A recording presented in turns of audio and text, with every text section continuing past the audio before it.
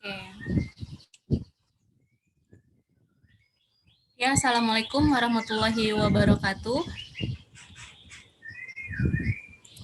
Waalaikumsalam warahmatullahi wabarakatuh. Ya, Alhamdulillah. Oke, udah join ya host kita ya. Gimana kabar kalian hari ini? Semoga sehat-sehat selalu ya. Di sana hujan nggak, Zulfa? Jambi Alhamdulillah, aman? enggak apa, cuman mendung sedikit, Oh, sedikit terang mendung. juga. Di Jambi lagi hujan terus nggak atau lagi biasa aja panas? Hujan sih ama, kalau pas awal-awal Januari hampir 4 hari berturut-turut. Masya Allah. Iya, iya. Daerah-daerah juga apa banjir-banjir banyak juga. Jambi itu ini ya, apa? Kamu jatuhnya kota atau kabupaten? Kalau Zulfa kota ama, Kota. Oh, oke. Teman kita yang belum join siapa nih?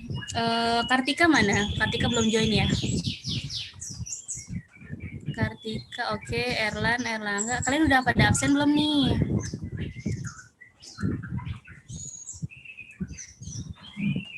Udah absen. Oke, oke. Ya Ini udah. udah ya. Maul udah ya. Grasberg di sini di Ambon panas Bu, neraka bocor di sini. Emang kamu udah pernah ke neraka? Ini ngomongnya nih kayak ngasal aja nih. Emang Grasberg pernah ke neraka? Ya Allah. Oke, Osama lapor. Kendari hari cerah aja, laporan selesai. Wede. Alhamdulillah ya, jaga kesehatan ya Osama ya. Maaf ada iklan lewat dikit. Nah, di sini oke, Erlan mendung ya. Tadi malam hujan. Oh iya sama ya, semalam juga Amah di sini juga hujan deras. Sempat bangun ya, ternyata di belakang ada yang bocor. Ada bocor satu, jadi kita tadangin lah ya. Oke, kalau Grassberg Ambonnya di mana sih? Di apa? Kota, kabupaten? Oh, kota. Oke. Teluk Ambon. Oh, kamu di ini di antara teluk gitu atau gimana?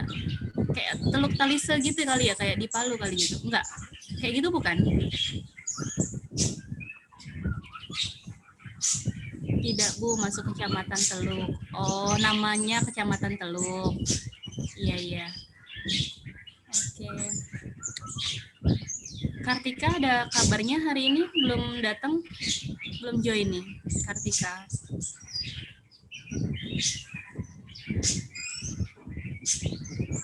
Oh, kalian screen hitam. Di sini saya udah sharing pertemuan 14. Coba di kalian kelihatan?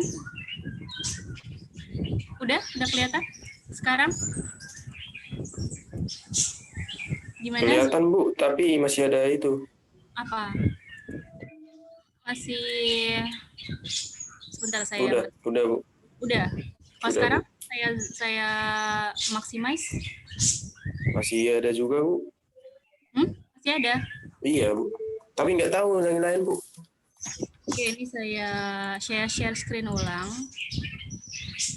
Oke, sekarang gimana? Oh, minggu lalu maksudnya. Udah kelihatan sekarang? Kalau untuk PPT-nya sebenarnya udah kelihatan Bu, cuman kan kalau di minimize kayak gini, cuman di atasnya ada kotak-kotak gitu di sampingnya juga. Oh, itu kondisinya yang kerekam ini. Bisa juga ketutupan kotak hitam. Oh. Oke, kalau saya taruh di bawah kelihatan nggak sekarang?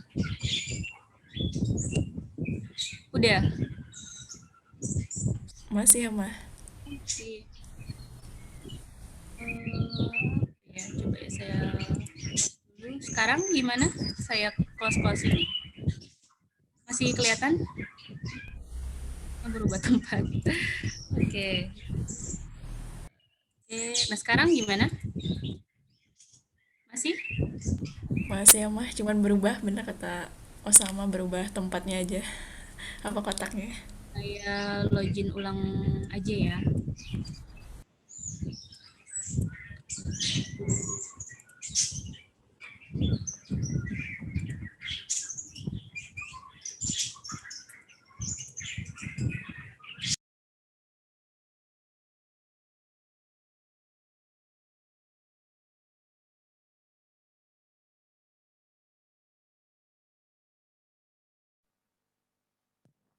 Adit dari mana itu? Lagi lari-lari. Lagi ngevlog ya bro, ngevlog Widih, nge-vlog. buat konten. Lagi di jalan. Itu bang. Oh,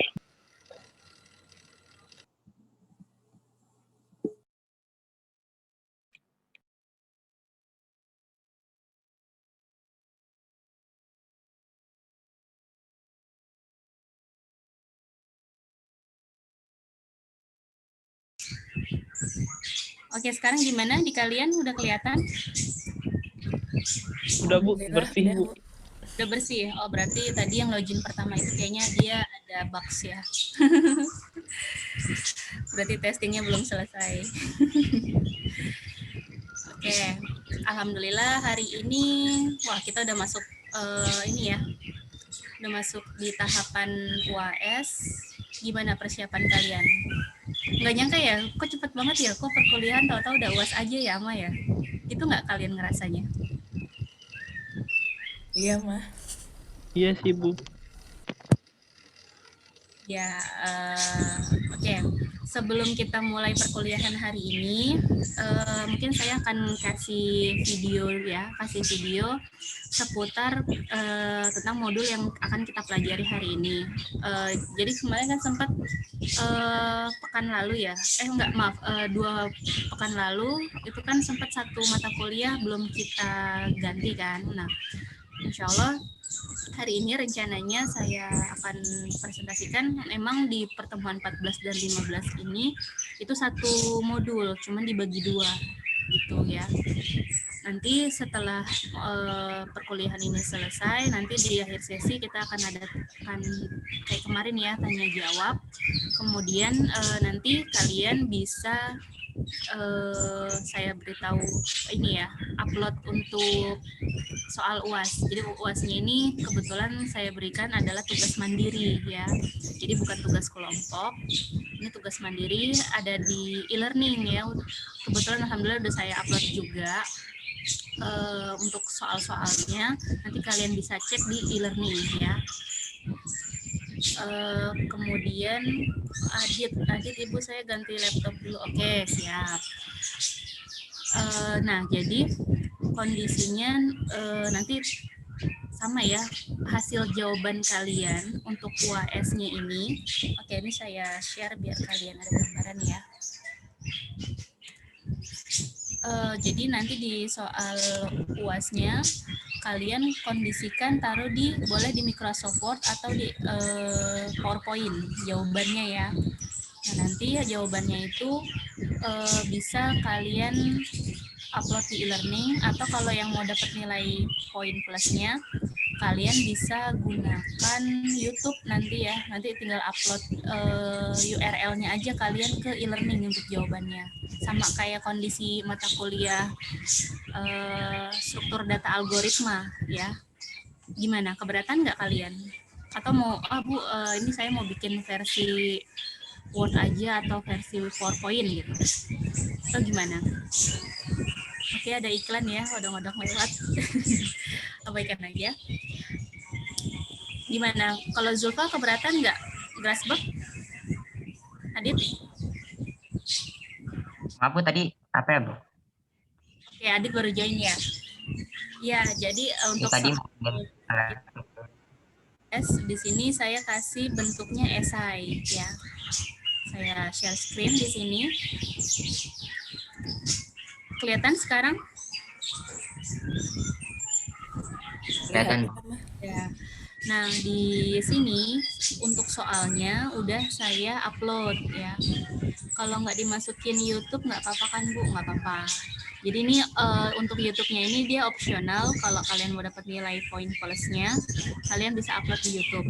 Ya, tapi kalau misalnya ternyata kalian belum sempat buat videonya, ya udah nggak apa-apa, nanti bisa pakai Microsoft Word atau Microsoft PowerPoint. Nanti kalian upload filenya di e-learning. Nah, ini sudah saya buatkan ya di sini soal UAS. Nanti boleh kalian lihat, kalian bisa kerjakan mulai hari ini. Saya kasih waktu selama 1 minggu ya. Gitu. Hari Berarti ini sama kayak algoritma ya, Bu? ya, sama seperti algoritma, tapi ini bentuknya esai ya. Kalau kemarin kan saya instruksiin ke kalian itu untuk coding ya. Coding algoritma sesuai misalnya kemarin kan apa? While, do while ya kan. Sama beberapa teori ya yang saya minta kemarin. Seperti itu ya. Gimana? Nggak keberatan kan? Keberatan? Nggak? Tidak, Bu. Aman ya? Oke. Ya udah, sekarang kita lihat video ini ya. Perkuliahan hari ini kita untuk materinya udah bisa kalian download itu di e-learning ya. Saya uploadnya di pertemuan 14 ini ya. Konsep dan definisi kontrol unit. Kemudian ada juga di Google Drive ya. Jadi yang kalau kendala masuk e-learning nanti backup-annya saya taruh di Google Drive ya, link yang biasa saya berikan di grup. Seperti itu ya. Oke, untuk mempersingkat waktu saya akan kondisikan ini ya. Kita lihat untuk kontrol unitnya. Ada video.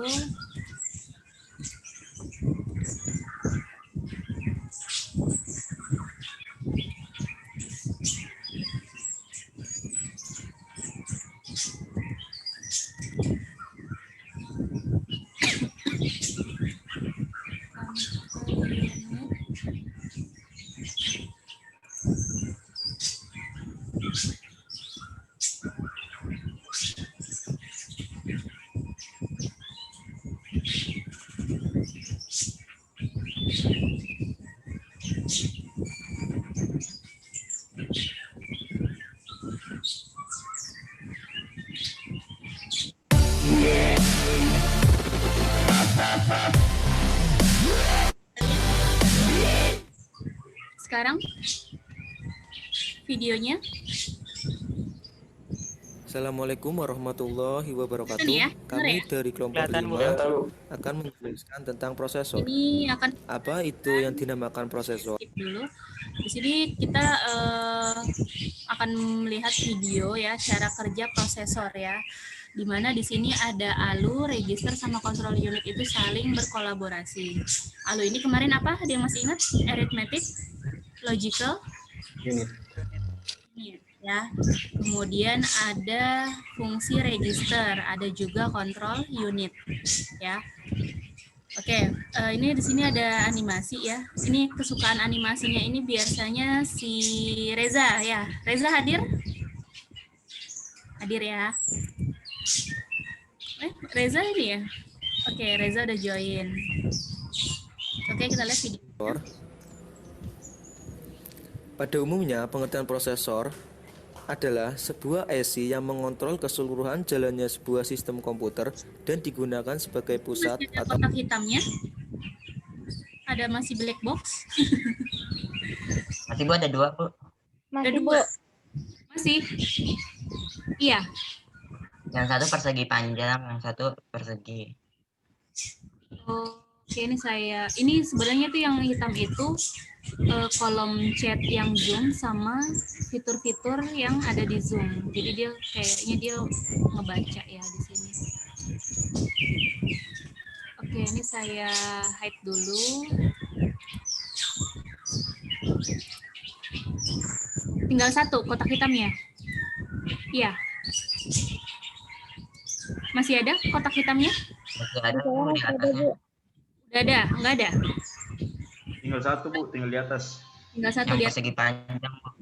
Iya, itu karena kondisinya itu fitur-fitur yang ada di Zoom. Jadi dia sepertinya nih Zoom-nya ini lagi kendala lemotnya ini nih. Maksudnya dari server sananya dia membaca nih di sini. Udah Bu, kayaknya kotak yang di atas nggak terlalu mempengaruhi gambarnya deh Bu. Oke, berarti saya ini ya, saya lanjutkan ya. Otak dengan fungsi melakukan.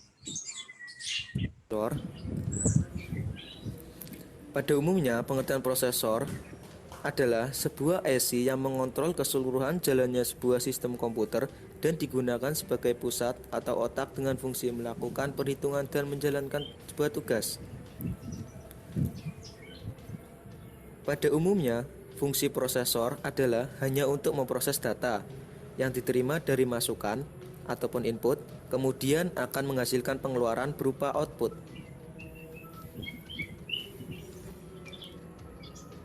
Prosesor tidak dapat bekerja sendiri, namun membutuhkan dukungan maupun terus berhubungan dengan komponen lain, terutama hard disk dan RAM. Dalam memproses sebuah data dapat dilakukan dengan waktu proses cepat ataupun lambat, tergantung kecepatan proses tersebut. Prosesor memiliki beberapa bagian. Apa saja bagiannya? Yang pertama yaitu control unit. Control unit adalah komponen utama dari sebuah prosesor atau CPU komputer. Fungsi dari control unit itu sendiri adalah mengatur jalannya sebuah program. Fungsi utama dari control unit adalah mengambil instruksi-instruksi dari memori utama dan menentukan jenis dari instruksi tersebut. Hasil olahan data kemudian akan dibawa oleh unit kendali ke memori utama lagi untuk kemudian disimpan hingga data siap untuk ditampilkan pada output. Dengan kata lain, unit kontrol berfungsi sebagai sinkronisasi kerja antara komponen dalam menjalankan fungsi-fungsinya. Yang kedua yaitu register.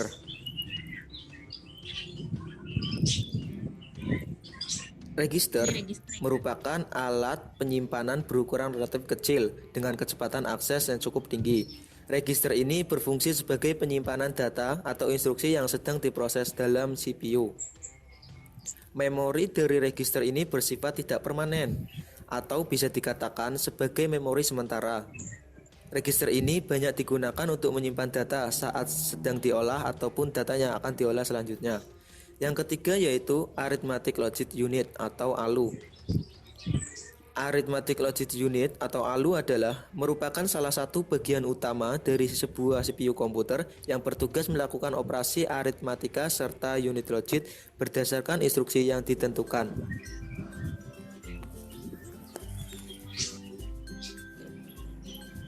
Selanjutnya yaitu jenis-jenis prosesor. Yang pertama ada prosesor Intel. Prosesor Intel tentu tidak asing lagi di dunia perkomputeran.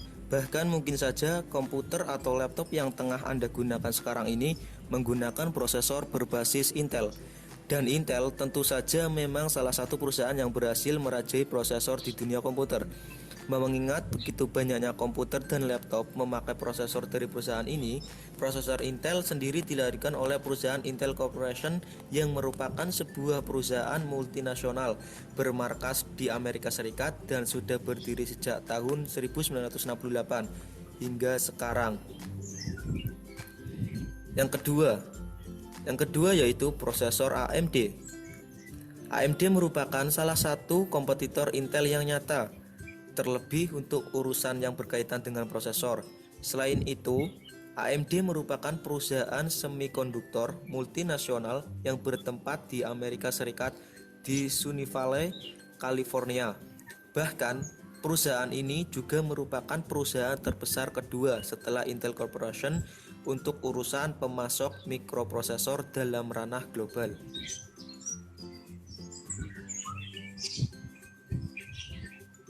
Selanjutnya yaitu yang ketiga, ada prosesor Apple. Brand yang satu ini rasanya juga tidak asing lagi di telinga kita, sebab Apple Inc.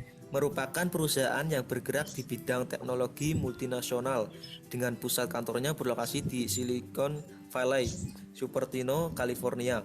Perusahaan Apple memfokuskan diri dalam bidang perancangan, pengembangan, dan penjualan produk-produk elektronik seperti komputer pribadi hingga perangkat lunak komputer lainnya. Pada awalnya, perusahaan Apple Inc. ini bernama Apple Computer Inc. diawali berdiri pada 1 April 1976. Selanjutnya yaitu prosesor Cyrix 6A. Pengembangan yang satu ini mungkin jarang atau tidak pernah kita ketahui mengenai keberadaannya. Akan tetapi, Cyrix juga mempunyai beberapa produk prosesor yang berhasil mereka kembangkan.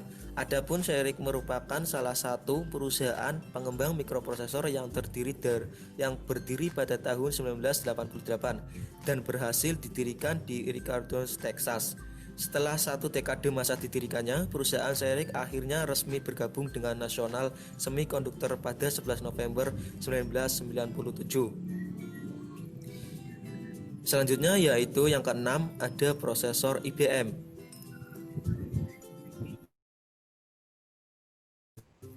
International Business Machines Corporation atau IBM merupakan salah satu perusahaan terbesar di Amerika Serikat dan lebih tepatnya berkantor pusat di Armonk Town of North Castle, New York, Amerika Serikat.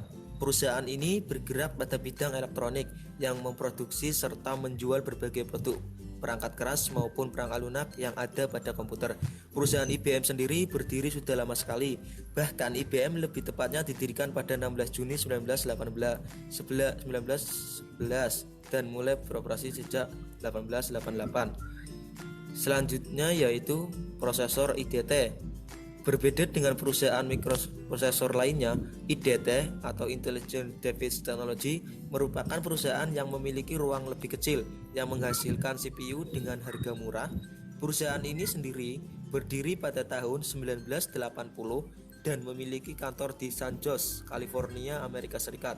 Perusahaan ini juga telah berkontribusi untuk membuat prosesor Winchips yang diperkenalkan pertama kali pada Mei 1997.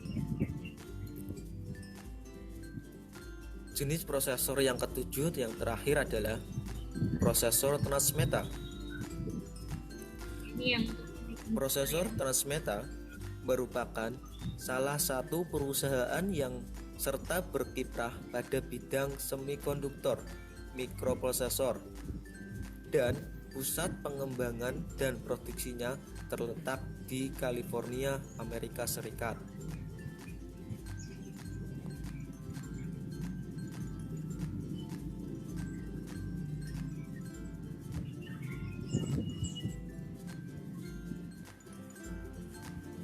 Kemudian bagaimana cara kerja prosesor?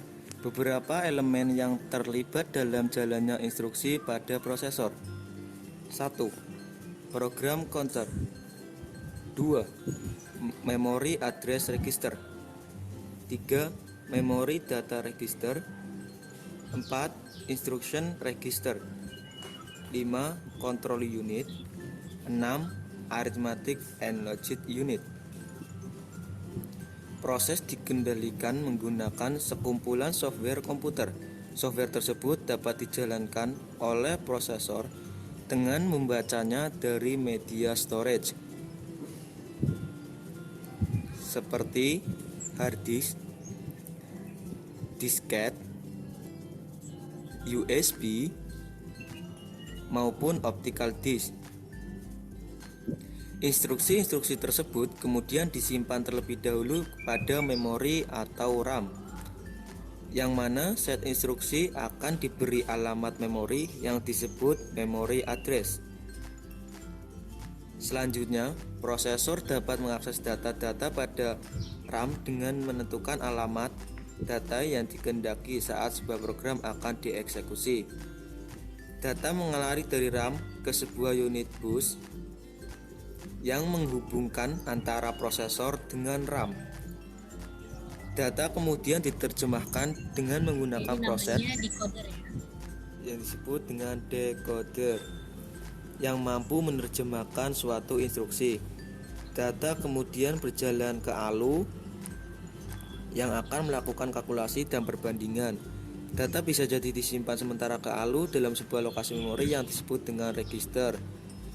ALU kemudian melakukan operasi aritmatika, pengujian kondisi dalam register, kemudian mengirimkan hasil pemrosesannya kembali ke memori. Dan di komputer ya. Selang proses ini terjadi, sebuah unit dalam prosesor yang disebut dengan program counter akan memantau instruksi-instruksi yang dijalankan agar instruksi tersebut dapat dieksekusi dengan benar dan urutan yang sesuai. Terima kasih teman-teman telah menonton. Wassalamualaikum warahmatullahi wabarakatuh. Oke, ada yang perhatikan dari awal videonya? Apa yang kalian tangkap tadi? Ada yang bisa definisikan ulang lagi? Jelaskan. Fahrul? Halo, how are you?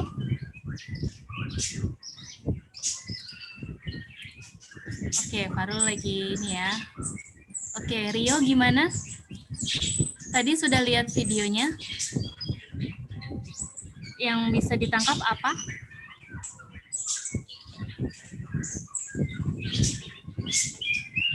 Oke. Nih kayaknya nih cuacanya mendung jadi pada ini ya. Ini sambil rebahan sama sambil duduk nih? Abu tadi ada orang Ada orang. Iya, nggak apa-apa ya, banyak iklan. benerin Benerin. tank. Oke. Oke, sekarang slide-nya udah bisa kalian lihat ya. Kita mulai aja untuk perkuliahan hari ini. Oke, saya show ulang. Nah, di sini Box kok. udah kelihatan ya? Bersih? Atau ada masih black box ya? Ada hitam-hitamnya, Bu. Sudah ada, Bu. Yang kecil di pojok kanan atas ya? Yes. Oh. Iya, ini kayaknya apa Zoom saya yang belum update lagi ya. Tapi saya ini udah install Zoom kondisinya. Oke, nggak apa-apa ya. Ini saya... Oke, saya taruh sini. Oke, di pertemuan 14 dan 15 ini memang satu modul, yaitu kita nanti belajar terkait control unit. Control unit itu apa? Kita ke slide berikutnya. Oke, outline hari ini ada 3 ya yang akan kita bahas. Yang pertama itu adalah definisi control unit ya. Kemudian nanti kita juga belajar apa itu struktur dari komputer yang akan kita lihat ya.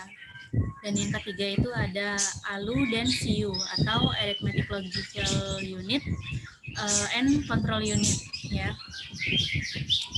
Oke, secara definisi di sini, secara definisi untuk komputer itu sendiri, oke, ada tetangga saya ada anak yang nangis, jadi abaikan dulu aja ya. Kedengeran nggak anak nangis? Oke ya. Oke, definisinya di sini, kalau komputer itu memang yang kita tahu adalah peralatan elektronik yang dapat menerima input. Oke, saya aktifkan dulu ballpoint-nya di sini. Suatu peralatan peralatan elektronik yang dapat menerima input, kemudian setelah menerima dia bisa mengolah input yang tadi, lalu memberikan informasi, ya, yang menggunakan suatu program yang tersimpan di memori komputer. Ini yang kita tahu untuk komputernya ya. Dan dia juga dapat menyimpan program dan hasil pengolahan serta bekerja secara otomatis ya.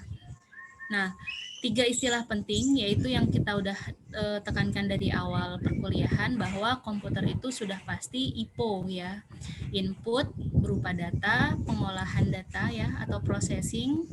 Kemudian ada informasi atau output ya. Information-nya di sini yang ditekankan adalah bisa membangun dan memberikan keputusan dalam waktu singkat, akurat ya, tepat pula untuk mengambil keputusan bagi para stakeholder ya atau bagi para end user biasanya.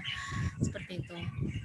Nah, pengolahan data dengan menggunakan komputer dikenal dengan nama istilahnya PDA ya. Pengolahan data elektronik ya, atau EDP kalau secara versi Inggrisnya ya, Electronic Data Processing. Nah, struktur komputer itu seperti apa ya? Di sini kita definisikan sebagai cara-cara dari tiap komponen yang saling terkait ya. Oke, cara bacanya seperti ini. Jadi dari atas ya, di sini ada input device.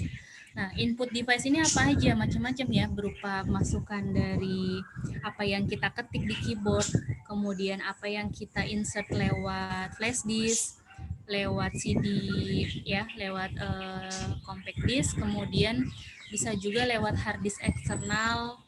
Apalagi kira-kira? Audio ya, audio untuk misalnya kalian ingin pakai voice recorder. Nah, itu kan berupa inputan device di sini ya kondisinya. Seperti itu.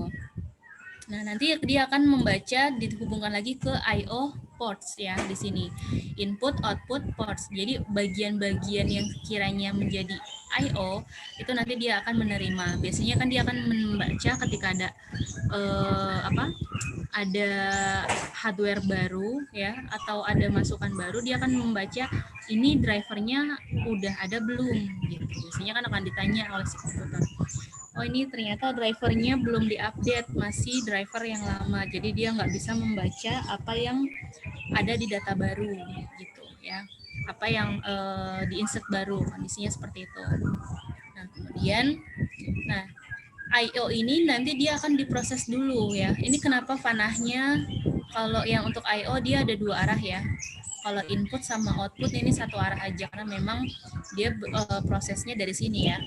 Di sini kalau kita katakan adalah, ini saya belum ini ya. Ini katakan di sini ada proses ya di sini.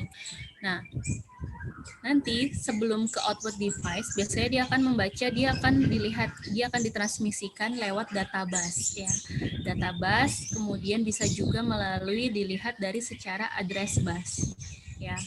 Nah, nanti kemudian databus ini akan mentransformasikan, dia akan disimpan di memori sementara atau memori yang permanen ya, RAM atau ROM, random access memory atau read only memory ya. Nah, di sini di address bus ini nanti dia akan mengirimkan nih bahwa oh, ada yang harus diproses di sini. Yang menjembatani antara I/O sama ke media penyimpanan itu adalah CU dan ALU. Nah, ini yang akan kita bahas hari ini ya. Control unit dan ALU. Di sini sama-sama dikondisikan melalui control bus ya. Itu. Oke, sampai sini ada pertanyaan sebelum kita lanjut. Nanti kalau ada pertanyaan mungkin kalian bisa catat dulu atau kalian ketik. Nanti di akhir sesi atau di pertengahan sesi akan saya buka tanya jawab ya. Oke? Oke, Bu. Oke, ya. Oke, kita next dulu. Nah, di sini ada struktur komputer ya. Struktur komputer ini memiliki 4 komponen pokok di sistem komputernya. Yang pertama itu dia sebagai pemproses ya. Sama Bu, izin ke toilet. Oke. Nah, di sini untuk komponen yang pertama tadi ya, itu adalah pemproses ya, pemprosesan. Yang kedua itu ada sebagai memori utama. Kemudian yang ketiga itu sebagai perangkat masukan dan keluaran ya, input outputnya. Kemudian yang keempat itu adalah sebagai interkoneksi antar komponen ya. Nah, di struktur komputer ini, oke, kita next dulu ya, nah, kalau untuk yang pemrosesan ya, yang pertama ini atau si CPU-nya ini sebagai pemproses, yang akan kita lihat adalah bagaimana dia berfungsi mengendalikan operasi komputer dan melakukan pengolahan data ya.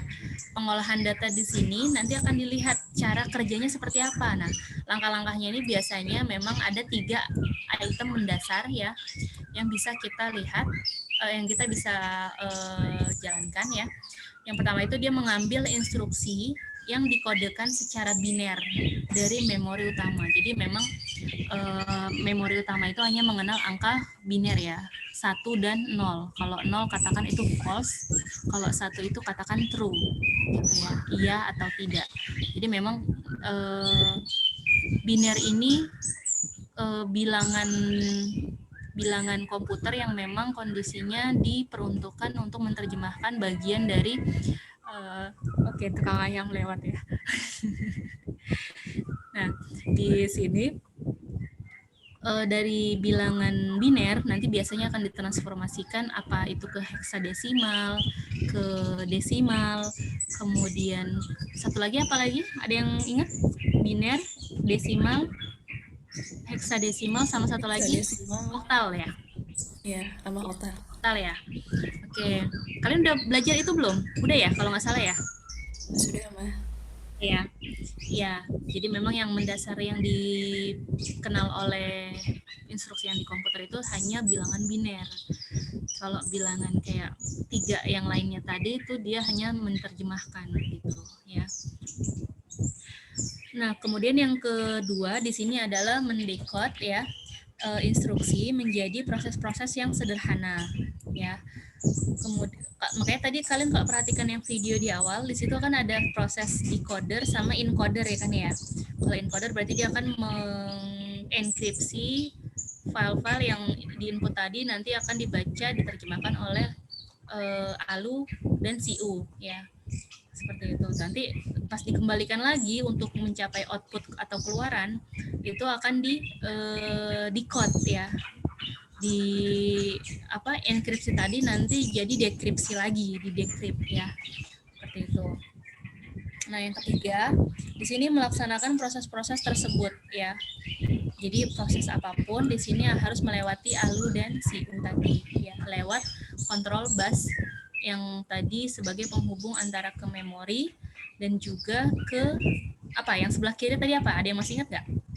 Kan kalau kanan memori, yang kiri, nah I/O ya, I/O portnya di sini ya, seperti itu.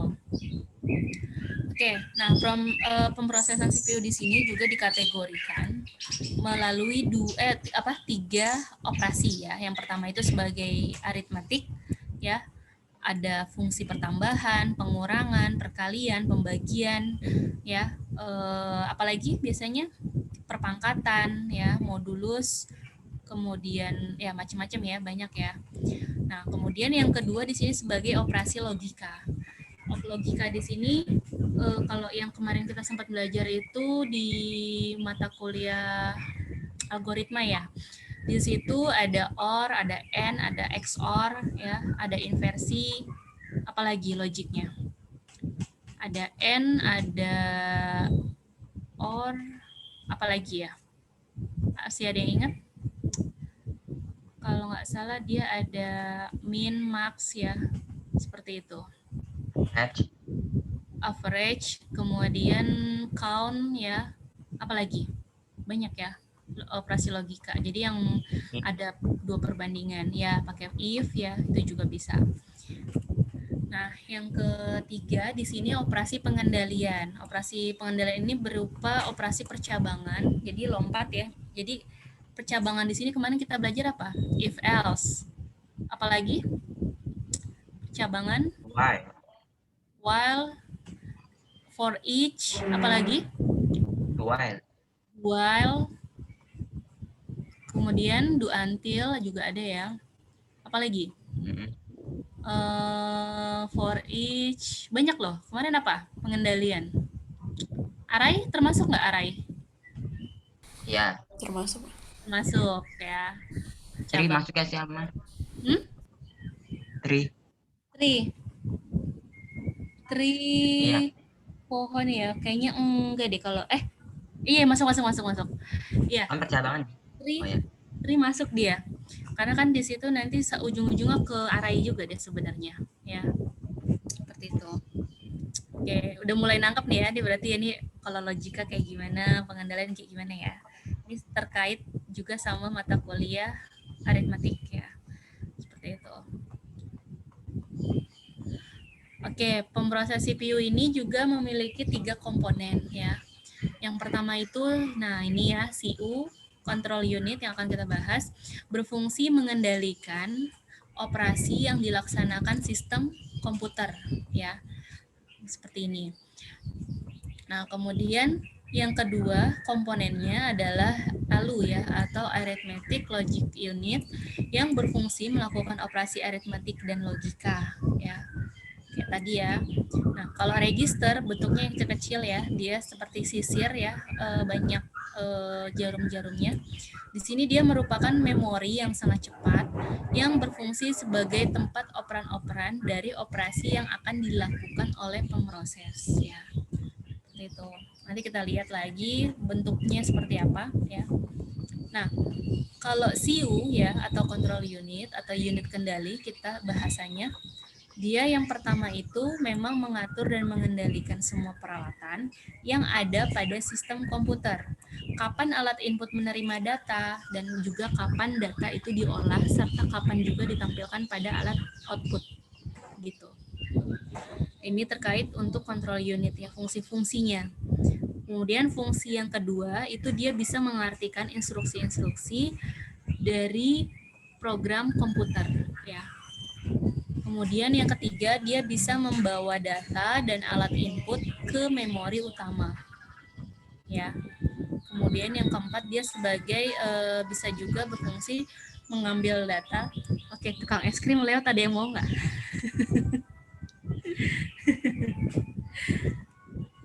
Zulfa mau es krim? Mau mah. Mau Bu? Oh, Erlan mau juga. Oke, nanti kalau kita meet up, nanti kita makan es krim bareng-bareng ya. Insya Allah ya. Asik. Weh, Adit udah asik aja nih. Adit mau traktir nih, jangan-jangan nih. Weh, Erlan yang bos ini ya, kayaknya nih yang mau traktir kita-kita nih. Oke, kita lanjut lagi. Iya Bu, pesan aja, nanti bayarnya sendiri-sendiri. Wah, jahat ini classwork. Oke, Adit ya yang traktir ya. Ya, oke, kita lanjut lagi ya. Tadi selingan biar nggak terlalu kalian terlalu serius, juga nanti malah nggak masuk mata perkuliahannya, materinya. Jadi ya santai aja gitu ya. Tadi sampai di poin 3 ya, 3. Membawa data dari alat input ke memori utama. Oke, ini yang tadi ya, yang kita udah lihat gambar flow-nya yang tadi ya, yang saya gariskan merah. Nah, kemudian yang keempat, di sini mengambil data dari memori utama untuk diolah. Nah, yang tadi ya, fungsi control bus tadi dia akan menjembatani, nanti akan dibaca ulang dan nanti dijadikan output. Ya. Kemudian di sini dia mengirim instruksi ke ALU jika ada instruksi untuk perhitungan aritmatika atau perbandingan logika. Ya, di sini memang fungsinya ALU, kondisinya nanti dia akan menghitung apa-apa yang ada perbandingan, misalnya kayak sederhananya kalau kita jalankan di Excel ya, di Excel 3 ditambah 5 sama dengan 8 ya.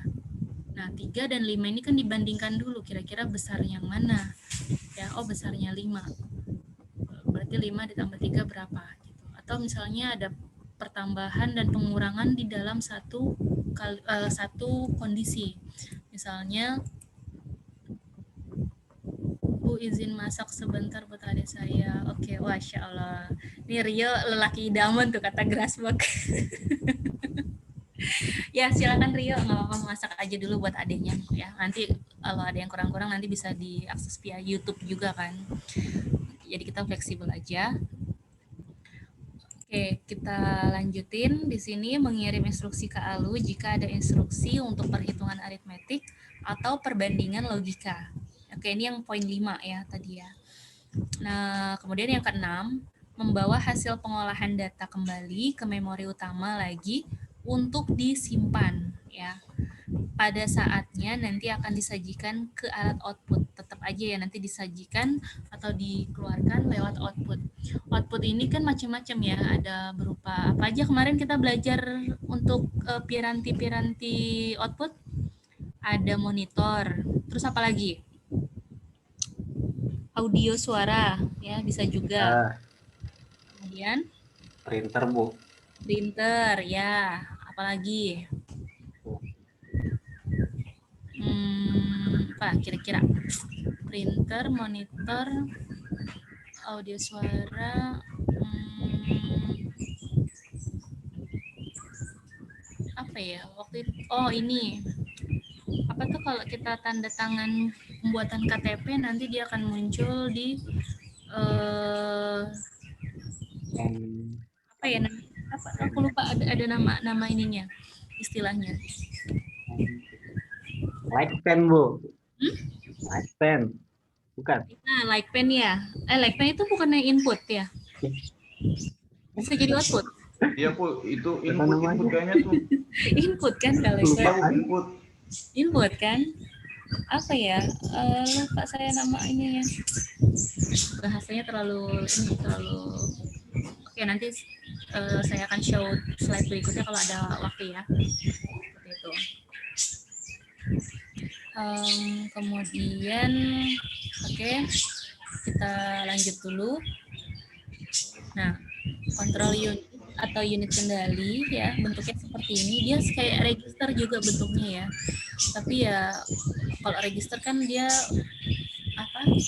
Ada jarum-jarumnya banyak ya di sekitar sini. Kalau dia nih kayak berupa chips ya. Bisa kalau sekarang chips modelnya ya.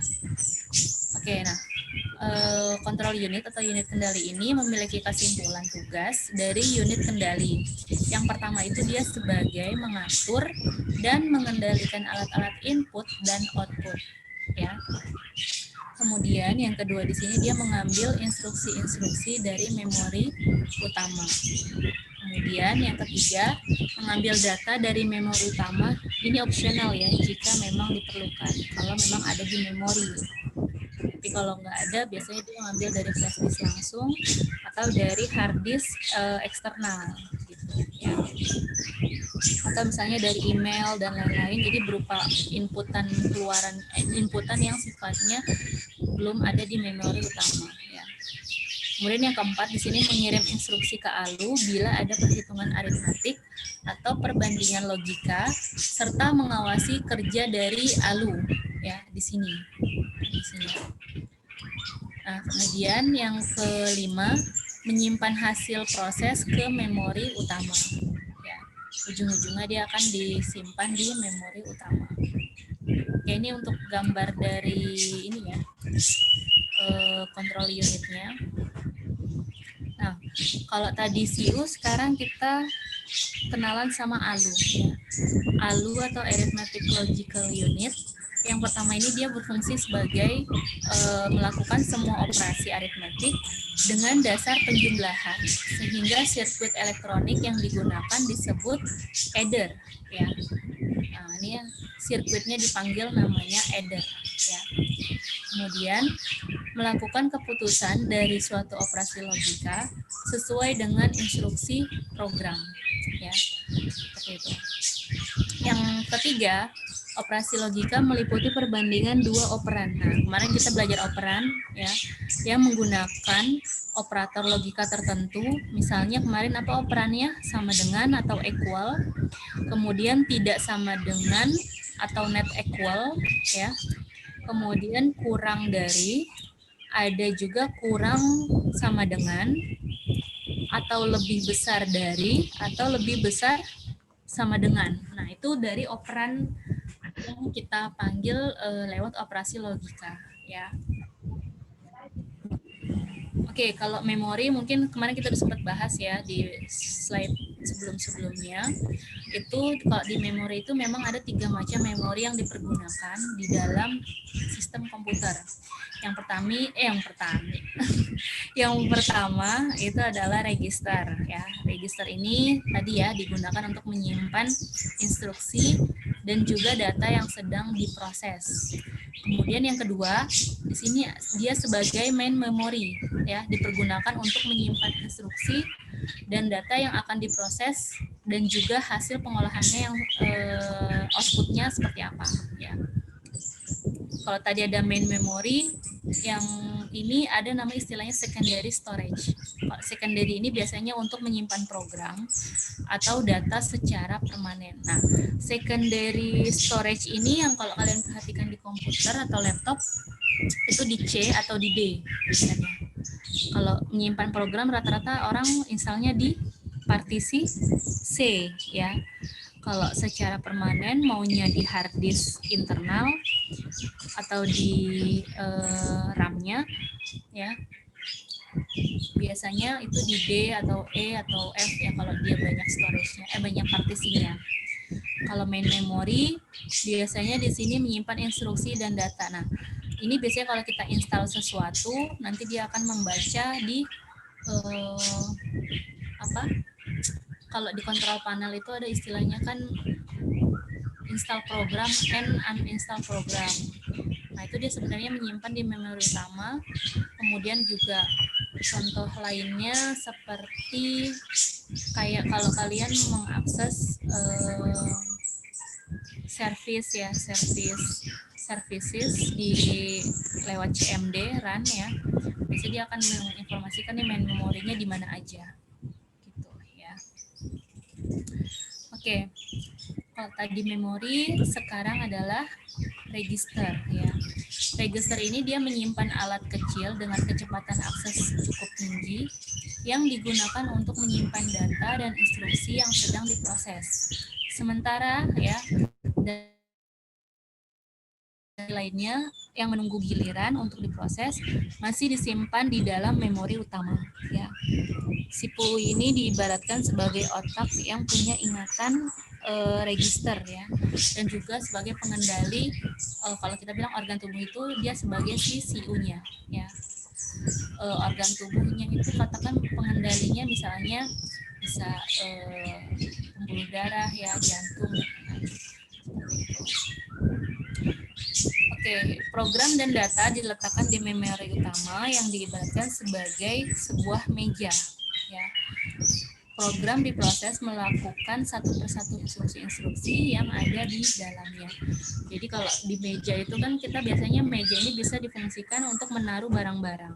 Nah, kalau misalnya memori utama itu dikatakan sebagai meja, maka data-data dan program yang kita install di komputer itu diibaratkan barang-barang yang kita letakkan di atas meja, gitu ya. Maksudnya seperti itu ya.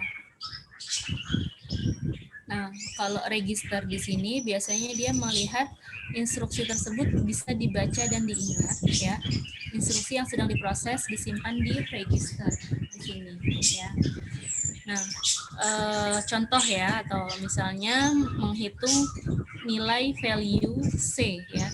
C ini ternyata didapat dari pertambahan antara A dan B ya, A plus B. Nah, maka perlu data nilai A dan B yang masih di atas meja ya, yang masih ada di memori utama. Data ini dibaca dan dimasukkan dan masuk ke ingatan kita.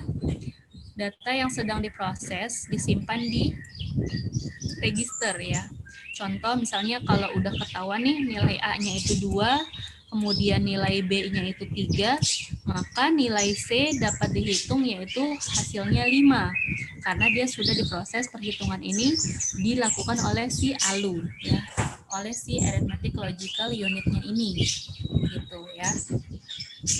Nah, kemudian hasil dari perhitungan ini dituliskan kembali di meja ya, disimpan kembali ke memori utama di sini. Setelah itu, jika memungkinkan ya, data program dan hasilnya disimpan secara permanen dalam lemari kabinet atau penyimpanan sekunder. Nah, yang diibaratkan lemari kabinet ini contohnya kalau memang dia ingin disimpan permanen, misalnya udah di partisi ditaruh di D atau di E atau mau di flash disk. Nah, itu maksudnya ke penyimpanan sekunder ya, bukan primer. Kalau primer kan tadi memori utama. Tapi kalau sekunder itu kayak flash disk, compact disk atau CD, kemudian lewat Google Drive ya, email itu sebenarnya istilahnya dipanggil penyimpanan sekunder. Gitu ya. Nah, oke, ini cukup banyak ya di sini. Kemudian kalau untuk perangkat I/O ya, I/O di sini digunakan sistem komputer untuk berinteraksi dengan lingkungan luar ya. Jadi baik pemakai atau end user maupun lingkungan secara umum ini environment-nya ya maksudnya ya. Karakteristik sistem itu kan banyak ya. Karakteristik komputer itu banyak. Salah satunya dia environment atau lingkungan luar ya. Nah, di sini kalau kita bicara terkait I/O memang juga terbagi menjadi dua bagian ya. Nanti kalau ada pertanyaan, dua bagian itu yang pertama itu sebagai mekanis, kemudian yang kedua itu sebagai komponen elektronis. Nah, kalau mekanis ini berarti ya tentang perangkat dia sendiri ya. Jadi kalau misalnya membahas output, tentang mekanis, berarti kalau bisa kita masukkan flash disk di situ, nanti kan kita hanya mau lihat membaca atau kita bisa write and read ya, bisa seperti itu, atau mau nanti dialihkan ke tools penghubung gitu, itu dipanggil mekanis. Nah, kalau misalnya elektronis itu dia sebagai pengendali perangkat berupa chips controller. Nah, maksudnya apa? Kalau pengendali perangkat chips controller di sini, katakan misalnya kalian punya memory card ya. Memory card, kemudian kalian tanamkan ke dalam handphone atau laptop kalian ya lewat bantuan card reader misalnya, itu bisa dikatakan sebagai chip controller. Jadi chip ini nanti dia akan difungsikan bisa sebagai penyimpanan atau hanya sebagai perantara sebentar aja gitu ya, seperti itu. Oke, kita break dulu boleh 2 menit, yang mau minum, yang mau ke kamar mandi, yang mau cemil-cemil ya silakan. Oke, Reza izin ke kamar kecil ya, monggo. Oke, kita break dulu ya, 2 menit ya. Ibu mau minum dulu.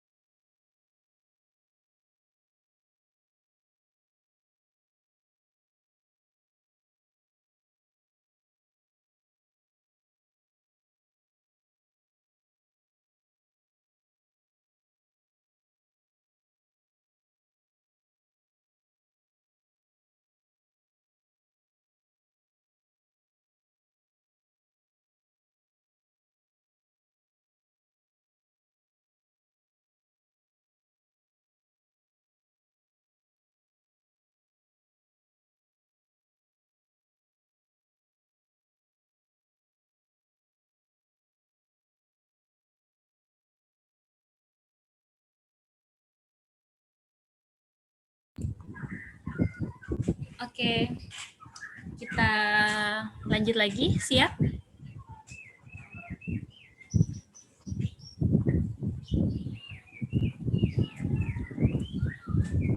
Oke ya. Di sini di slide berikutnya itu ada, kalian ini kotak hitamnya kelihatan nggak? 1 atau 2 yang kelihatan sekarang? Satu ya? Ya Bu, 1. Nah, kita lanjutin lagi. Di sini terkait interkoneksi antar komponen ya. Kalau dikatakan interkoneksi berarti memang ada keterhubungan, ada komponen-komponen yang saling terintegrasi yang nanti akan mengerjakan tugasnya masing-masing ya. Disebut bus dan interkoneksi ini berkaitan dengan tata cara hubungan antar komponen-komponen sistem komputer ya. Jadi interkoneksi ini tadi ya, kalau kita lihat ada control bus sama ada apalagi tadi satu lagi ya, saya lupa. Bentar. Ada control bus sama data bus ya. Sini ya. Ada data bus sama ada control bus di sini ya. Dia sebagai media konektor penghubung ya. Kemudian di bus ini ya, dia menghubungkan CPU dengan memori utama ataupun dengan alat-alat input I/O ya.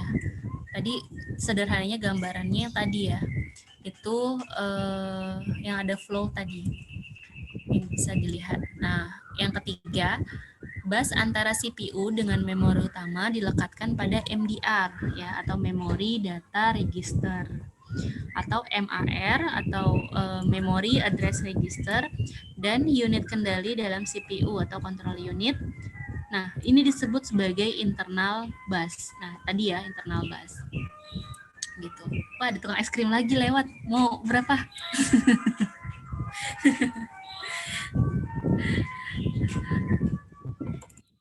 Kartika mau es krim?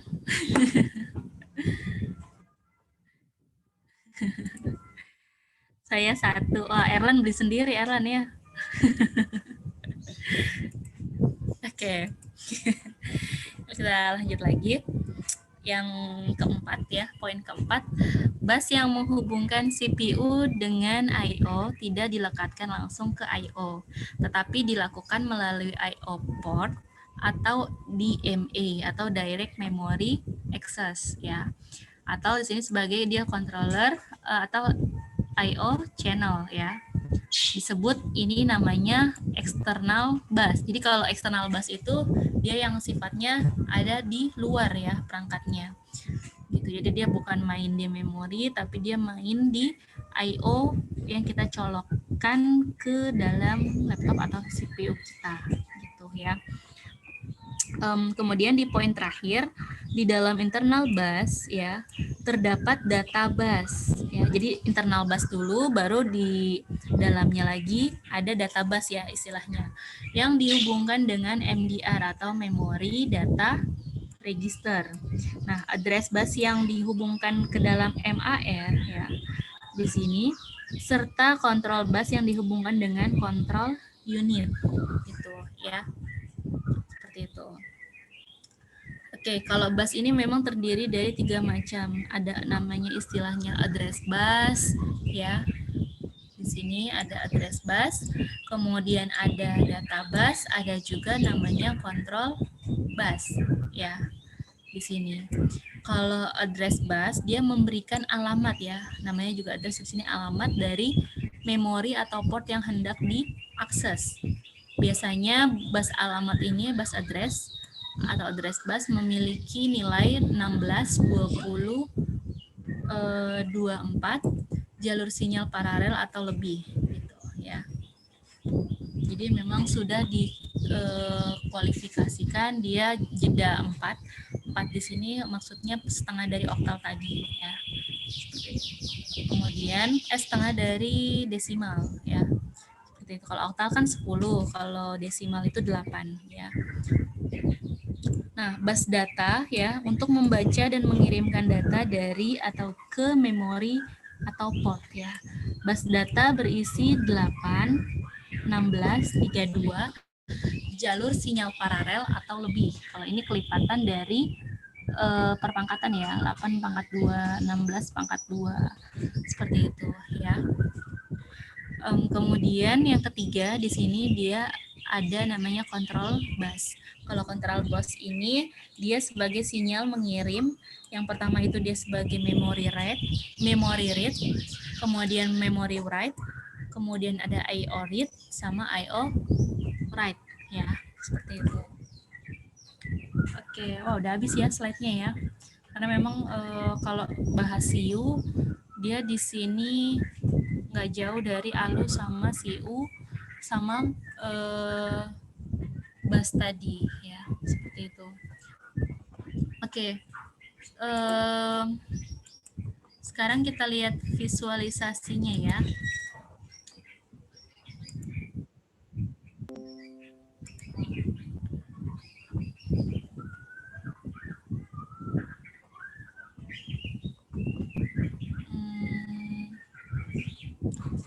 Oke.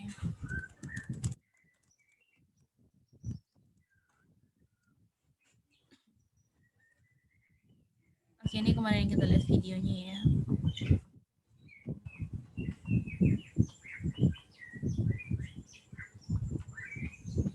Oke, kita lihat ini pakai versi English nggak apa-apa ya? Grammarly does more than catch errors. With Grammarly, you can find. Now, in this session, we are going to discuss control unit. Dari perhitungannya ya. Sebenarnya kita nggak ngebahas di perhitungan, tapi ini untuk tambah wawasan kalian, ternyata CU itu sebagai control unit, dia bekerja seperti apa untuk perhitungan. Now, in this session, we are going to discuss control unit. That is a very important topic for your semester exams and for the GATE exams also. So, what is a control unit? Control unit is nothing but one unit where it will generate control signals for different purposes.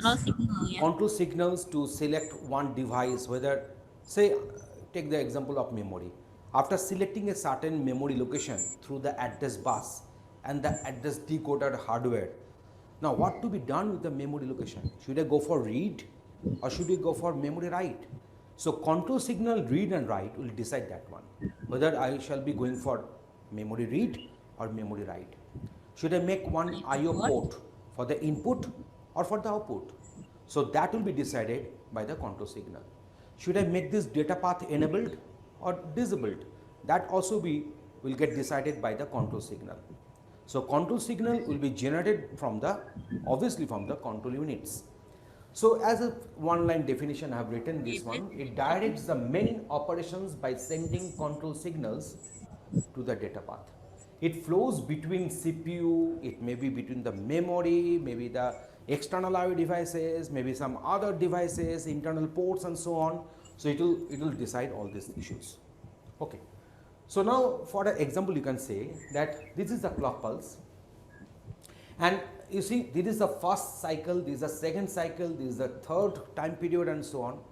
So first, second, third, I'm marking them as T0, T1, T2. In the first case, it will do something. In the second cycle, it will do something and so on. Say for a very simple example, I can tell in this way. Let us suppose that is one instruction called, say, add R1, R2. What does it mean? Means R1 will get initialized by the current content of R1 plus the current content of the register R2. Now, how these circuits will be operating? Say, I can show in this way. Let us suppose that is the register R1. There is a register R2. So at first, I should select this register in the read mode. I should select this register in the read mode and also this register in the read mode. I'm just giving you a very simple example. So from this register's content, let us suppose this is my ALU. Okay, ada pertanyaan. This is my ALU where the addition operation will take place. Okay. So data will be coming from register 1 and register 2. So first time this control signal says C0 and C1 will be enabled to make the registers to be selected in the read mode. Next time, it will make this say Nambah wawasan C2 kalian. and C3. These two control signals will be enabled to make the data path enabled so that the registers 1 content and the register 2's content must be available to the inputs of the ALU. Then the ALU should get enabled. Say by the control signal C4, ini ALU should get enabled. So ALU will do the sum of R1's content and R2 contents because their contents are available through the data paths. Now what will the output? Output will be obtained from the ALU as a sum. So please tell me, where should I keep this output? I should keep this output to R1. I should keep this output to R1. So this output will be going to R1. So again, another control signal say C5 will be enabled so that the ALU's output will be going to R1. And in the meantime, also the another control signal will come into the play. So let it be C0, let it be C1, C2, C3, C4, C5. So let it be C6, which will make this register to be enabled in the right mode. And in the meantime, obviously the other control signals have got disabled. So you see the sequence of control signals, how they should get generated so that this addition operation can take place. Everything will be decided by the control circuit. Just think, for each and every processor, so many instructions are there. So many control signals are to be initiated, are to be enabled, are to be disabled after this, before that. So think about the complexity of the control unit. But here in case of computer organization, we are just drawing the block diagram. So that will be a black box to us. We cannot see what is actually deciding, what is the complicated circuit residing in that control unit. We are taking this one as a black box or block diagram, but the circuit will be tremendously complicated. So now for the first time period, the C0 and C1 should be enabled. In the second time cycle, then I should make this say this C2 and C3 will be enabled. Then in the third cycle, this C4 will be enabled. So this listing will be done accordingly. So it has been depicted in this particular diagram. So there is a clocking. From there, I'll be having this say we are having say T0, say T1, say T2, and dot in this way. You know the meaning of this T0, T1, T2 I have discussed. This is the control signal generator circuit. So now opcode is being kept in this particular register. Opcode means operation code, means instruction. So this opcode will be decoded, because until and unless we decode the opcode, we cannot get the meaning, what is the purpose of the opcode. And after getting decoded, one of the output lines of this decoder will get enabled. Decoder is a combinational circuit which will have n number of input lines and to the power of n number of output lines. Depending upon the voltage combination at the input, one of the output lines will be selected. That we read in our digital electronics classes. Okay, so depending upon the opcode, any one of the outputs will get selected by the decoder. So let it be instruction 1 or say instruction 2 or say instruction 3 and so on. Depending upon that, the control signals will get generated. So what are they? They are nothing but the control signals. What are they? I can also write in this way. They are nothing but the control signals.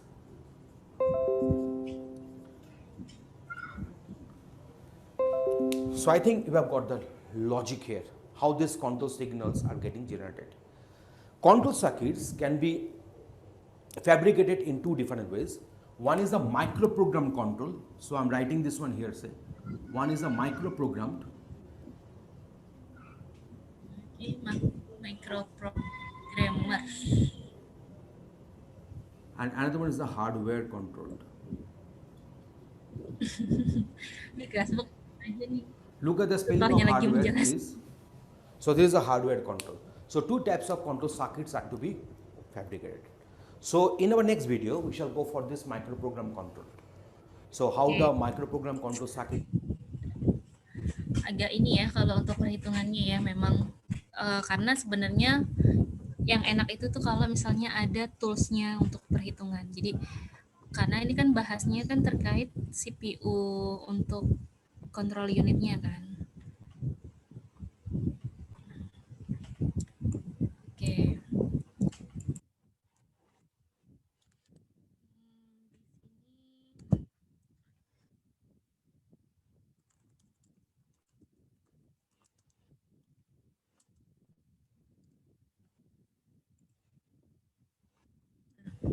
Ini ya.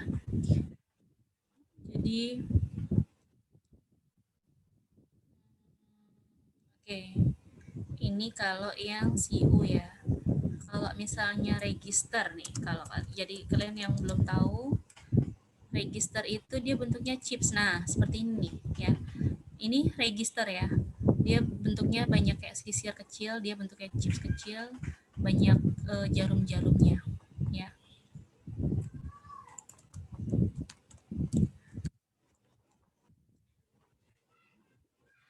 Nah, ini prosesor kalau ini ya.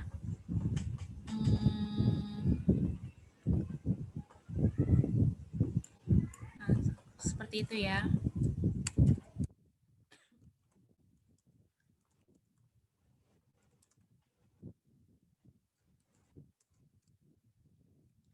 Nah, ini yang saya mau jelaskan ini ya. Di sini ada speaker, ada monitor, ada headphone ya. Headphone ini bisa dikategorikan sebagai output ya. Ada plotter, ada proyektor, sama printer. Ini salah satu dari output device yang kemarin kita bahas ya. Seperti itu. Oke, sampai sini ada pertanyaan atau mau request video? Monggo yang mau kita diskusiin. Bu mau nanya bedanya prosesor sama mikroprosesor itu apa? Kalau mikroprosesor itu dia lebih kecil ya kapasitasnya. Nih ya, saya ini aja deh gambar biar kalian nanti bisa kelihatan bentuk prosesor dan mikroprosesor. Nih, kalau mikro ini nih, yang ada di kalkulator. Ya. Kalau prosesor rata-rata buat komputer atau laptop kalian. Ya. Kita lihat lebih dalam dari prosesor ya.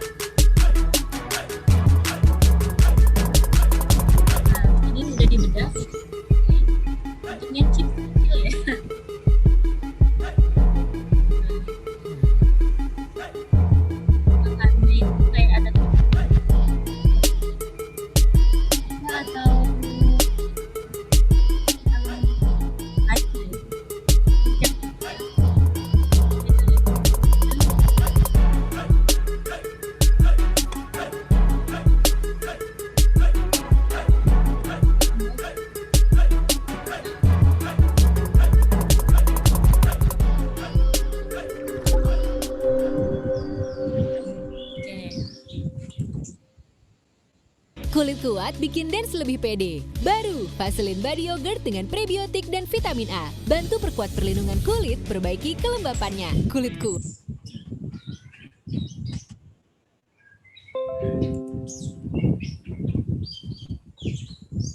Oke, kalau raspberry, ya dia lebih kecil ya. Dia bisa ada yang 8 giga, macam-macam ya kalau raspberry itu. Nah. Oke, kita lihat videonya. Halo WhatsApp, baik lagi bersama Kalian gue kalau Iksan bikin Ardianto. video jangan terlalu dekat kayak gini ya. Pada video kali ini, gue akan menjelaskan apa itu raspberry, bagian-bagian raspberry yang bisa Let's get start.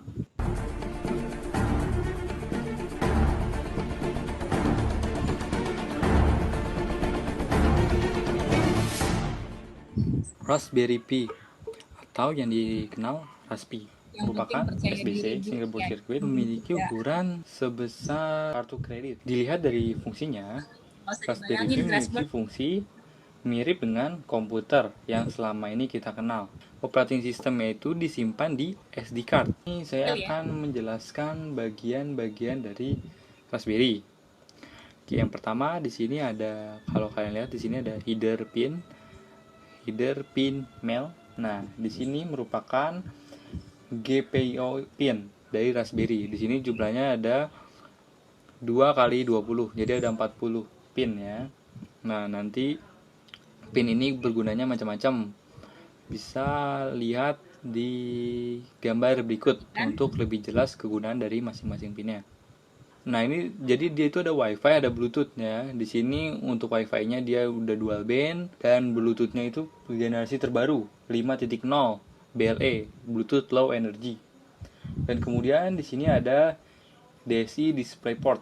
Nah, jadi ini untuk display seperti itu. Tapi yang konektornya yang tipis. Kemudian di bawahnya yang seperti tadi yang sudah dilihat sebelumnya, nah di sini ada micro SD card, tempat untuk menyimpan OS dan memori dari si Raspberry Pi ini. Selanjutnya di sini ya bisa dilihat di sini terdapat power input. Dia sudah Type C ya, Type C 5 volt dan membutuhkan 3 ampere. Kemudian di sini ada dua, nih yang lihat di sini dua. Nah, dua ini adalah dua micro HDMI port. Katanya sih di HDMI ini, micro HDMI ini bisa bisa menampilkan 4K. Selanjutnya di sini ada, nah ini adalah bagian kamera ya, di sini kamera. Jadi nanti Raspberry itu kan emang punya kamera sendiri. Nah, di sini nanti untuk kameranya bisa ditaruh di sini. Nah, di sini merupakan untuk suara. Kemudian selanjutnya di sini. Nah, ini bagian yang terpentingnya. Di sini adalah prosesornya. Dia menggunakan Broadcom BCM 2711B0 1,5 GHz 64 bit quad-core Cortex A72. Ya, prosesornya seperti itu. Nah, di sini ini merupakan LPDDR4 SDRAM. Nah, jadi RAM itu ada di sini nih. Nah, untuk Raspberry Pi 4 ini RAM itu tersedia ada 3 pilihan. Ada yang 1 GB, 2 GB, dan 4 GB. Nah, kebetulan kemarin saya beli yang 2 GB dan yang 4 GB. Nah, terus di sini bagian sini adalah Ethernet controller. Jadi saat Ethernet nih kan, Ethernet. Nah, di sini kontrolnya di sini ya. Nah, yang ini True Gigabit Ethernet. Nah, ini buat LAN ya, kalau misalnya kita bilang tuh LAN, nanti LAN-nya lewat sini masuknya. Kemudian di sebelah sini nih, nah yang ini tuh merupakan USB controller. Nah, di mana USB controller ini akan mengkontrol 4 USB ini, 4 port USB ini. Dan masing-masing itu di sini yang warnanya hitam ini merupakan USB 2.0. Nah, ini ada dua ya. Dan yang warna biru ini USB 3.0. Ini yang terbaru, USB yang terbaru kan, tipe terbaru 3.0. Sekarang saya akan menjelaskan kelebihan dari Raspberry Pi 4 yang terbaru ini ya. Nah, pertama saya akan menjelaskan tentang benchmarknya. Di sini saya mendapat dari sebuah sumber, katakan bahwa benchmarknya ini dengan arsitektur terbaru ARM Cortex A72 bisa, wah tinggi ya. Ini ada macam-macam untuk benchmarknya, ada single precision, double precision, dan neo accelerated precision. Dia itu lebih tinggi ya dibandingkan Raspberry sebelumnya. Kemudian RAM di Raspberry 4 ini bikin 3 versi. Jadi ada RAM 1 GB, 2 GB, dan 4 GB. Tapi kalau menurut saya kalau misal kalian beli yang RAM 1 GB itu kayaknya rugi sih. Tuh, jadi mendingan kalian beli yang 2 GB atau 4 GB. Kemudian GPU dan performa grafis lebih cepat. Kemudian jaringan lebih lengkap dan update. Nah, di sini karena dia ini WiFi-nya udah dual band ya. 2,4 GHz dan 5 GHz. Di Raspberry Pi 4 ini yang meningkatnya itu di Bluetooth. Nah, Bluetooth-nya itu udah menggunakan 5.0. Juga Bluetooth-nya udah BLE ya, Bluetooth Low Energy. Jadi yang daya yang dibutuhkan untuk operasi Bluetooth-nya itu kecil sekali gitu.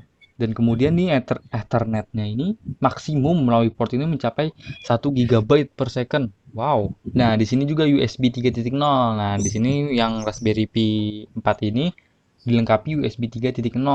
Bisa mencapai 4,8 GB per second. Wow. Kemudian, nah ini nih yang menarik nih. Di Raspberry sekecil ini, dia mampu dual monitor 4K. Nah, terus catu dayanya juga ini udah Type-C, udah kekinian banget nih, pokoknya udah kekinian, sangat-sangat kekinian. Tadi kelebihan dari Raspberry Pi 4. Saya akan sedikit menjelaskan kekurangan dari Raspberry 4 nih. Ya kalau ada kelebihan pasti ada kekurangan kan. Dibandingkan Raspberry sebelumnya, Raspberry Pi 4 ini mengalami panas berlebih yang cukup cepat. Oke, selanjutnya saya akan memberitahu Raspberry Pi ini bisa digunakan apa aja sih. Yang pertama, menggantikan desktop PC Anda yang besar menjadi sukan yang kecil ini ya. Dia itu juga bisa untuk retro gaming. Nah, gimana siapa nih yang suka main game? Nah, jadi dia bisa di setup jadi mesin gaming guys. Bisa masukin game PS1, game Nintendo. Wah, itu bisa banget guys. Kemudian ini yang juga yang terpenting sih, ini menurut gua ini yang kayaknya ini gua juga bakal pakai, yaitu untuk kontrol robot. Jadi ini untuk robotik juga keren sih untuk Raspberry. Nah, terus ini saya juga kayaknya saya akan membuat ini nih, Raspberry Pi web server. Raspberry juga bisa digunakan untuk belajar program. Nah, ini juga ini yang bagus nih ya, era industri 4.0 ini kan banyak banget industri yang butuh butuh orang-orang yang jago di pemrograman kayak gitu ya, karena nanti tuh basisnya kan udah Internet of Things kayak gitu-gitu. Nah, ini nih cocok banget nih untuk orang yang belajar pemrograman. Nah, dia itu basisnya tuh kalau nggak salah tuh Raspberry itu dari Python ya, Linux tuh Python tuh biasanya banyak banget gunainnya. Tapi koreksi juga kalau saya salah. Smart mirror, smart mirror tuh bisa tuh. Oke, dan masih banyak lagi lah pokoknya. Itu dia tadi penjelasan apa itu Raspberry, kelebihan, kekurangan, dan kegunaan yang bisa dilakukan oleh Raspberry. Bagaimana kalian ingin membuat, jika kalian punya Raspberry, kalian ingin buat apa? Nah, kalau saya tadi sih tertarik dengan untuk web server dan untuk robotik ya. Oke, jika dirasa channel bermanfaat, jangan lupa like, comment, subscribe, dan juga share ke teman-teman kalian. Oke. Udah lihat? Jadi Raspberry bisa macam-macam ya, buat IoT bisa juga ya ternyata ya, Internet of Things. Itu bisa bisa menggantikan yang kalau sebelum Raspberry waktu itu kan prosesornya pun yang biasa aja kayaknya ya. Raspberry itu biasanya memang cocoknya buat biasanya robot, terus handphone, macam-macam ya kondisinya, kegunaannya. Oke, sampai sini ada pertanyaan?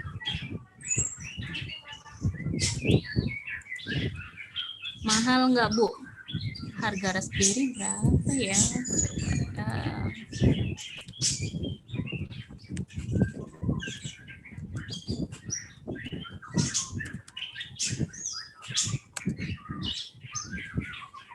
itu rata-rata 1,5 3 jutaan, bahkan ada yang murah ya, yang 800-an.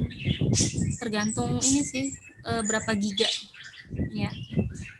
Apa yang 1, 4, 1 apa 2 tadi? Ya 1, 4, 8, macam-macam ya. Seperti itu. Oke, ada pertanyaan lagi? Mungkin kita bisa percepat untuk perkuliahan hari ini ya, karena memang materinya alhamdulillah sudah tercover semua. Lumayan sih kalau ngumpulin anak terus bisa buat latihan. Ya, apa-apa, kalian coba tabung dari uang jajan kalian, terus nanti setelah uangnya udah cukup, kalian coba beli untuk Raspberry atau ya kayak model mobile gitu, untuk piranti-pirantinya kalian nggak apa-apa, kalian lengkapi, kemudian kalian jadikan latihan. Itu sangat berguna banget gitu ya. Kalau udah kelas offline mungkin bisa kita anggarkan ya untuk beli alatnya, kemudian nanti di situ kalian bisa eksplorasi terkait hardware yang bakalan kalian bedah ya, seperti itu. Kalian kondisinya ada tabungan uang praktikum gitu nggak sih?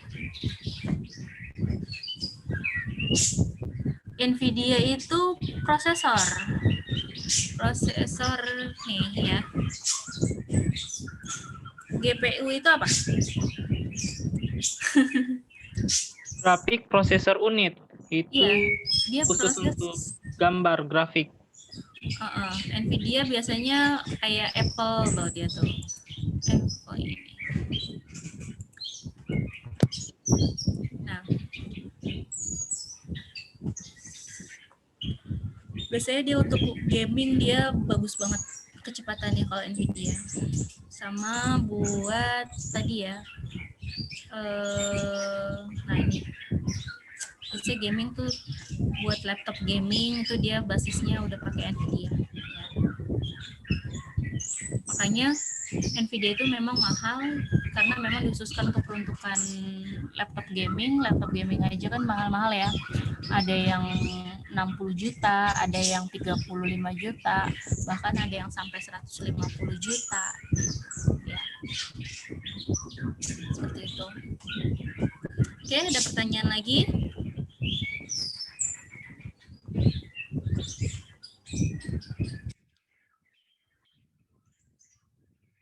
Untuk besok gimana?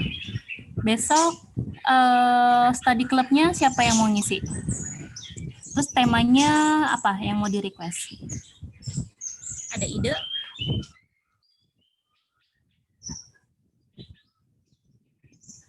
Grassberg? Atau besok Ini Bu, ini, kemarin kan minggu lalu kan belum jelasin tentang pemetaan tuh Bu. Mungkin bisa tuh buat besok. Pemetaan apa? Ya, pemetaan jumlah itu loh Bu, jumlah pembelian per kota gitu. Oh, mau di ini ya. Kita main di output lagi ya, di grafiknya lagi kita otak-atik ya. Iya. Boleh. Berarti kita masih seputar big data ya, tentang Tableau ya. Aplikasi Tableau. Oke. Mungkin kan kemarin kita pakai yang trial 14 hari ya. Masih ada waktu mungkin 7 harian, jadi masih bisa dipakai sekali lagi. Mungkin yang belum install silahkan diinstal ya. Graphbook udah diinstal ulang? Sudah Bu. Sudah. Berarti besok bisa bantu Ibu ya untuk menjelaskan ya. Bisa ya? Ya bisa. Materinya kita pakai yang migrasi Superstore aja ya. Global Superstore ya. Iya. Pakai itu aja ya. Itu Zoom Unlimited bayar berapa ya Bu? Zoom unlimited. Kurang tahu ya kalau yang unlimited. Biasanya saya tahunya persewaan gitu sekarang udah modelnya per jam. Misalnya mau sewa 2 jam bayar 30.000. Ada yang kayak gitu-gitu, misalnya kapasitasnya untuk yang 500 orang, ada yang 100 orang dan lain-lain. Kalau unlimited kurang tahu deh. Saya ada sih informasi. Emang kenapa, buat apa, Adit?